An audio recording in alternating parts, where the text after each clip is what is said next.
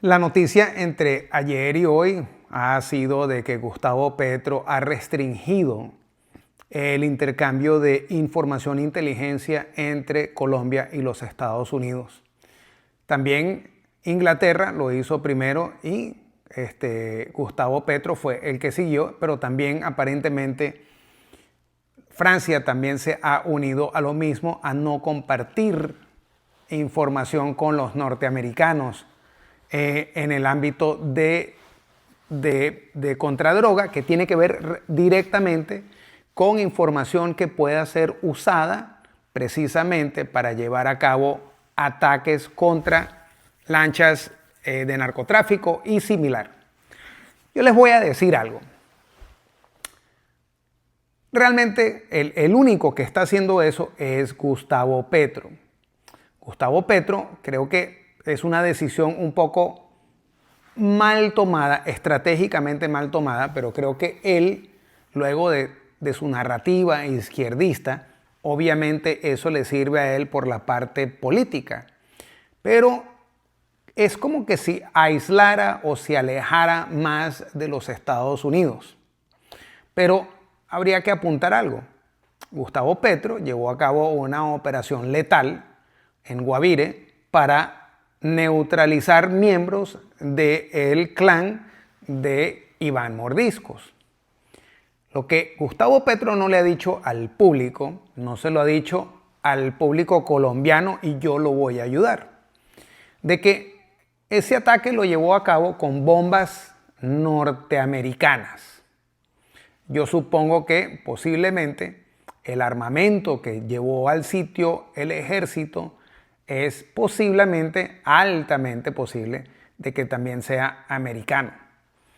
Ya eso es una decisión de Petro personalmente, de política de Colombia, pero lo cierto es que él ajusticia a los miembros que estaban presentes ahí, son colombianos, y recuerden de que él apunta el dedo hacia afuera, hacia los Estados Unidos, y critica al presidente Trump de ser un asesino, un violador de derechos humanos, como estaba llevando a cabo las operaciones letales en el Caribe y en el Pacífico. Pero Petro está haciendo exactamente lo mismo. Pero aparentemente esto como que en Colombia o no tiene interés o simplemente es una parte de la política fallida de Gustavo Petro y está tratando de recuperar alguna manera la pérdida que tiene hacia las elecciones del año que viene. Bueno, de todas maneras, hablemos de Inglaterra y de Francia. Inglaterra y Francia, los Estados Unidos, Canadá, y hay otros países quienes son miembros de un grupo, particularmente en una clasificación de información. Todos estos países en común se intercambian información. Y por ahí esta mañana oí decir de una agencia de noticias colombianas que estaban diciendo de que había una ruptura en la relación entre los Estados Unidos, Inglaterra y Francia. Eso no es cierto. Lo que sí es cierto es que se ha restringido la información que es obtenida por parte de las fuentes y los sistemas y las plataformas que tiene Inglaterra, que tiene en Colombia, porque han tenido una relación contra el narcotráfico por muchísimos años, y ha habido un saludable intercambio de información e inteligencia entre todos estos países. Pero ahora vemos que está siendo restringida por lo que está sucediendo, y es que ellos no quieren ningún tipo de responsabilidad en el caso de que información que ellos sean los originarios, los que salgan por parte de sus fuentes, de sus sistemas, y estén enviando información a los Estados Unidos para que los utilice para llevar operaciones letales contra esos blancos. Eso es lo que se está tratando de prevenir. Es simplemente cosméticos, porque la relación todavía sigue. Les voy a decir, Inglaterra, Francia, Colombia, hasta la propia Colombia, tiene oficiales de enlace en los Estados Unidos para reprimir el flujo del narcotráfico. Eso no es ningún secreto de Estado, eso es información que está disponible en las redes sociales, en el Internet, y ustedes solamente lo que tienen que hacer es búsqueda de esa información para que encuentren de que estas son relaciones establecidas de años, institucionales, quienes no tienen que ver con las personalidades del presidente. Aquí lo que simplemente sucede es de que el presidente Petro anda todavía molesto de que los Estados Unidos esté llevando operaciones letales contra narcoterroristas. Y esa es la realidad. Otra realidad es en los Estados Unidos, y Estados Unidos es culpable de esto. Yo se los digo de experiencia de hace años. Pero Estados Unidos ha venido por muchísimos años tratando de salirse de alguna manera del costo que tiene estar llevando a cabo estas operaciones contra el narcotráfico. Yo estuve oyendo a alguien en una embajada norteamericana cuando me dijeron que ya no era sexy, que ya no había ningún tipo de interés por parte de Washington de estar llevando a cabo la pelea contra el narcotráfico. Y mi comentario fue, bueno, pero si eso es verdad, ¿por qué Washington no termina de quitar el presupuesto a la guerra contra el narcotráfico? Y es muy sencillo. El problema es que nadie quiere estar envuelto en operaciones contra el narcotráfico porque es un tema que que tiene un costo personal, tiene un costo institucional. Y los narcotraficantes por muchísimo tiempo han sabido cómo manejar este tipo de relaciones. Ellos están metidos dentro de los gobiernos, ellos están metidos dentro de las instituciones militares y policíacas, tanto aquí en Estados Unidos como más en Latinoamérica. Eso no es ningún secreto de que hayan metidos adentro personas que les pasen información a los carteles. Claro que sí sucede, y hay corrupción también en los Estados Unidos. Eso también existe. Pero aquí la realidad de la vida es que por muchísimo tiempo han querido minimizar lo que es el problema del narcotráfico. Y aquí es donde viene el problema de Colombia y el problema de Venezuela. Recordemos de que todo empieza para los Estados Unidos con la entrada de Hugo Rafael Chávez, quien votó a la DEA de Venezuela por alguna razón, y nosotros vemos ahora lo que está sucediendo. O sea, aquí no toma ningún tipo de secreto, de información clasificada. Aquí la evidencia está enfrente de nuestras caras. Y recordemos de que la evidencia también reside adentro de la acusación que existe contra Nicolás Maduro, Diosdado Cabello y Padrino López, que son quienes son acusados por enviar cuantiosas cantidades de cocaína hacia los Estados Unidos en conspiración con las FARC. Y de hecho, la mejor evidencia que tienen los Estados Unidos son los generales venezolanos Cliver Alcalá y Hugo Carvajal. Cuando ustedes conocen a Juan Sebastián González, cuando él dice: yo cuando fui director de la Seguridad Nacional de los Estados Unidos para el hemisferio occidental, yo tuve acceso a archivos, información sobre el narcotráfico en Venezuela y que no existe el cartel de los soles. Como que se le olvidó de que existe la acusación contra Nicolás Maduro, contra Diosdado Cabello y Padrinos López.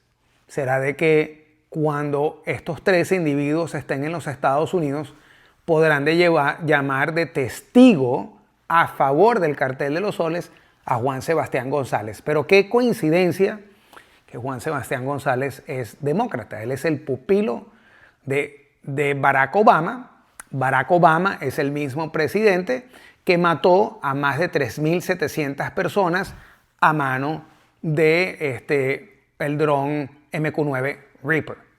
¿Ve cómo funcionan las cosas? Cuando uno ya va poniendo los bloques donde tienen que estar para construir qué es lo que está sucediendo, claramente se ven acciones que ha venido tomando el gobierno norteamericano, porque también es culpable de esta situación. ¿Por qué es culpable? Bueno, porque se ha dejado de que estos envíos de cocaína, tanto por el mar, tanto por avión, simplemente pasaban por cientos de miles de casos. Aquí tenemos también el problema de los narcolancheros, como dice el presidente Petro, que dice que eran obreros del narcotráfico. No, señor Petro, estos son personas quienes tomaron la decisión de montarse en una lancha con ilícitos a bordo. No es de que ellos se montan... A ver, yo le voy a explicar porque yo sé de cientos de miles de casos. Ellos vienen y se reúnen con otros miembros de la organización. En Colombia, los narcolancheros tienen que tener un pasaporte vigente. A ver, chequéeme, Gustavo. Gus, chequéeme allá en Colombia para ver si no es verdad. El narcolanchero tiene que tener un pasaporte colombiano vigente.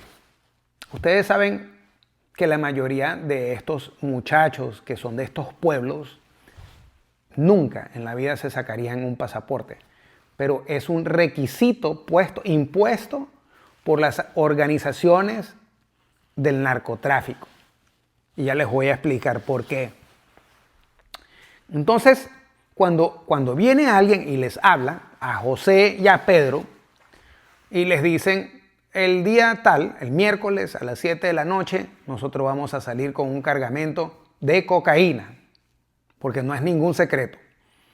Y ese cargamento va a ir como, por ejemplo, de la frontera entre Colombia y Ecuador, va a salir hacia Guatemala, a las aguas costeras de Guatemala. Ese viaje va a ser así. Nosotros vamos a enviar 1.700 kilos de cocaína en una panga. Y esa panga va a llevar una boya satelital, ellos van a llevar un GPS, van a llevar un teléfono satelital, así como lo ustedes están escuchando, para ellos poder recibir instrucción de la organización en Colombia o en Ecuador o en Venezuela. Y ellos les dicen de que ellos tienen que estar en las aguas de Guatemala en 66 horas. Entonces ellos tienen que ir con el cargamento, combustible, tienen que retanquear, reabastecerse en una serie de embarcaciones logísticas antes de llegar a su objetivo, para poder llegar a tiempo. Una vez llegan, y si logran pasar por la guardacosta colombiana, o la guardacosta ecuatoriana, o en el caso de Venezuela, eso no pasa, y serían sobrepasar luego la guardacosta norteamericana.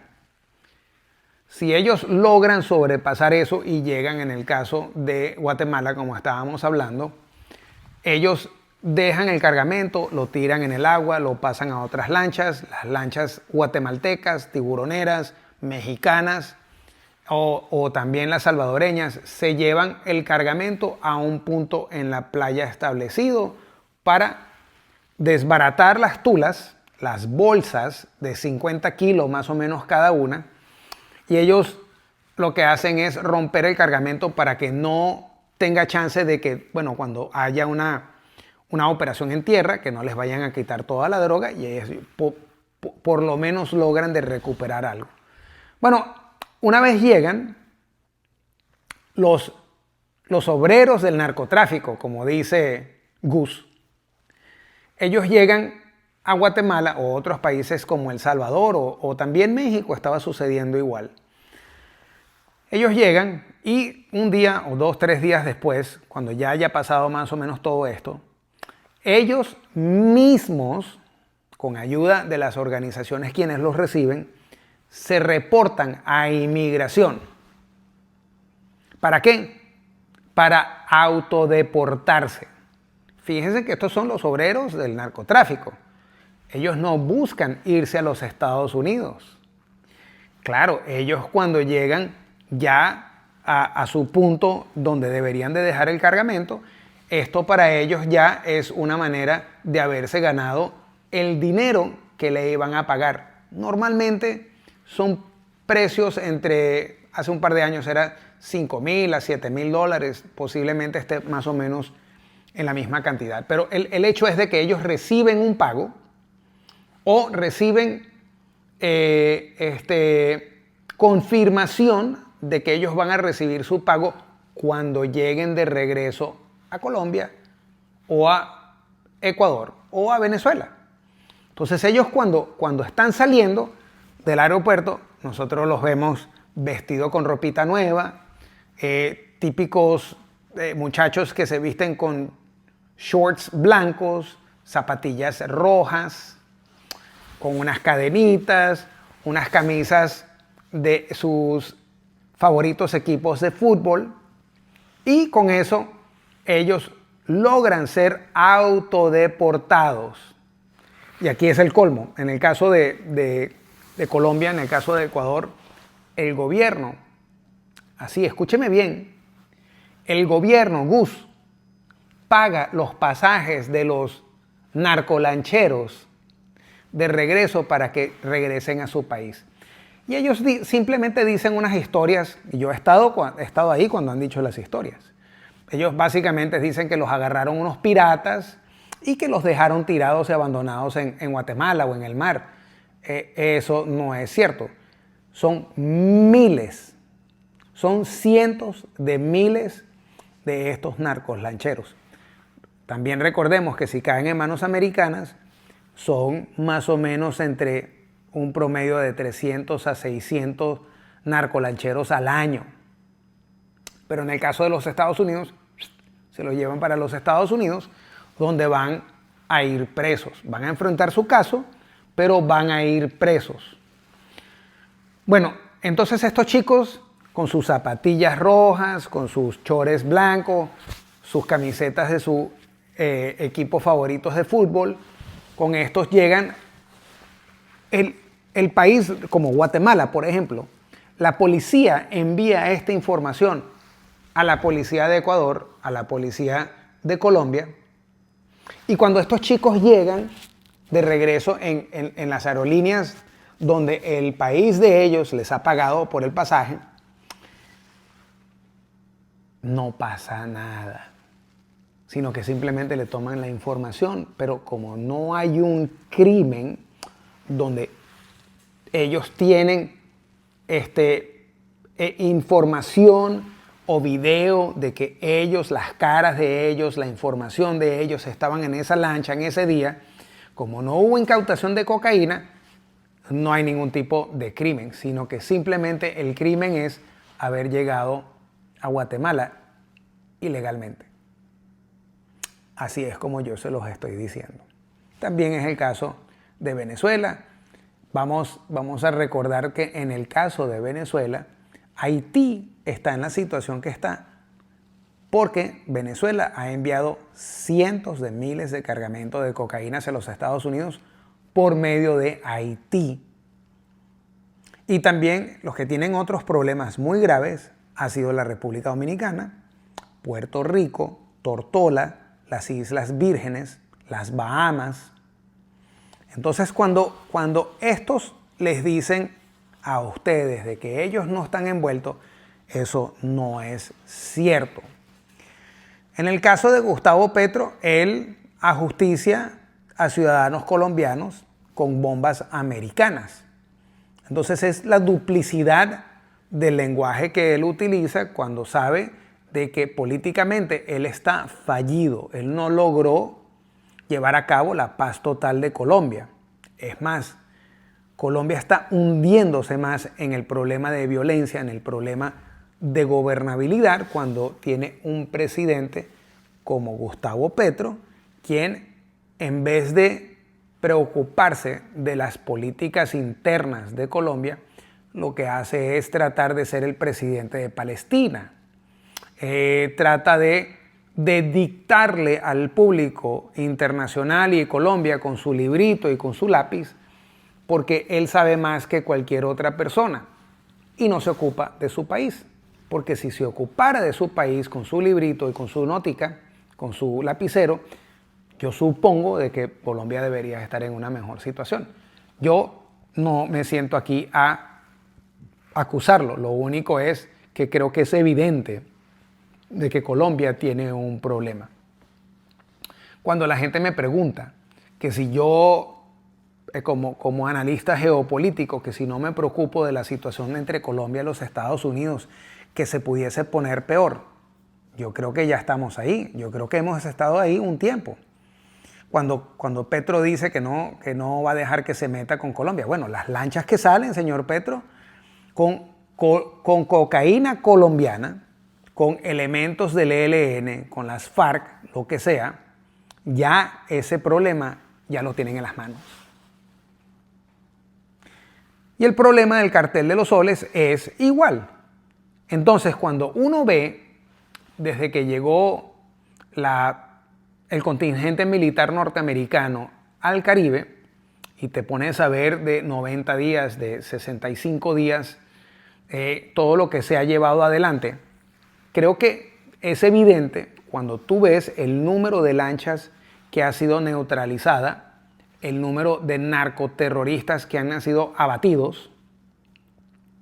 Ninguno es un ángel, ninguno es inocente. Ellos sabían muy bien lo que estaban haciendo cuando decidieron montarse en esas lanchas. Si alguien tiene un problema, es la madre y el padre que no le enseñó bien a los hijos a tomar decisiones correctas. Usted es el que trajo a esos muchachos a este mundo. Yo tuve un papá o una mamá que me dieron correazos, me metieron mano para yo aprender a diferenciar entre lo bueno y lo malo. Y aquí estoy. Entonces, en el caso este en particular, lo que estamos viendo es que hay como que una narrativa para minimizar el problema, para mentirle al público, para decirle que el malo, el bully, el violador de derechos humanos es Trump. Pero con todas las guerras que ha llevado los Estados Unidos por los últimos 30, 40 años, menos la guerra de Vietnam, los Estados Unidos ha tenido las pérdidas de ciudadanos norteamericanos más alto por el narcotráfico y no por una guerra.